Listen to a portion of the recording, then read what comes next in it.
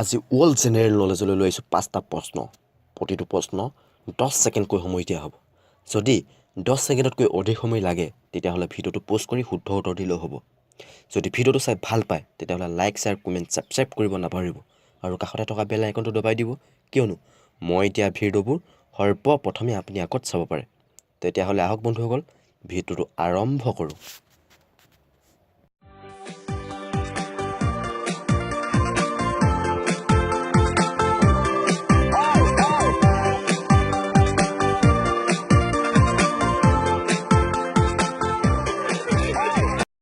পৃথিৱীৰ ভিতৰত এনেকুৱা এখন ৰেষ্টুৰেণ্ট আছে যোনখন ৰেষ্টুৰেণ্টত মানুহৰ মাংস পোৱা যায়।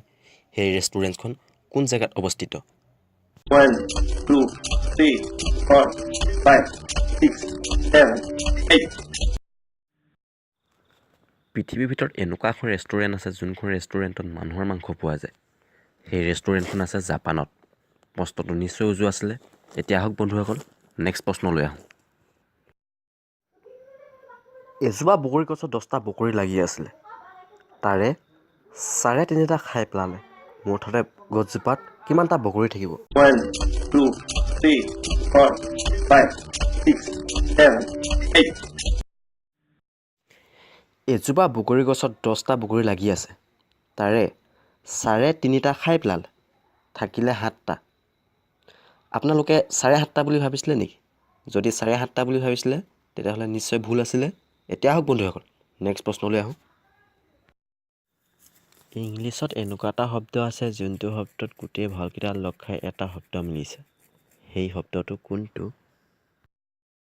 1, 2, 3, 4, 5, 6, 7, 8. ইংলিছত এনেকুৱা এটা শব্দ আছে যোনটো শব্দত গোটেই ভালকেইটা লগ খাই আছে। সেই শব্দটো হৈছে এডুকেশ্যন। প্ৰশ্নটো নিশ্চয় উজু আছিলে। এতিয়া আহক বন্ধুসকল, নেক্সট প্ৰশ্নলৈ আহোঁ। জীৱৰ ভিতৰত থকা আটাইতকৈ মকামিলা হৈ থকা জীৱবিধ কোনবিধ? 1, 2, 3, 4, 5, 6, 7, 8. জীৱৰ ভিতৰত মকামিলা হৈ থকা জীৱবিধ হৈছে পৰুৱা। এতিয়া আহক বন্ধুসকল, নেক্সট প্ৰশ্নলৈ আহোঁ।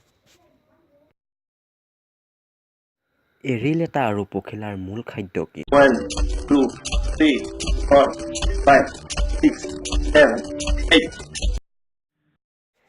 এৰিলেটা আৰু পখিলাৰ কোনো খাদ্য নোখোৱাকৈ মৃত্যুবৰণ কৰে। সিহঁতৰ কোনো খাদ্য নাই।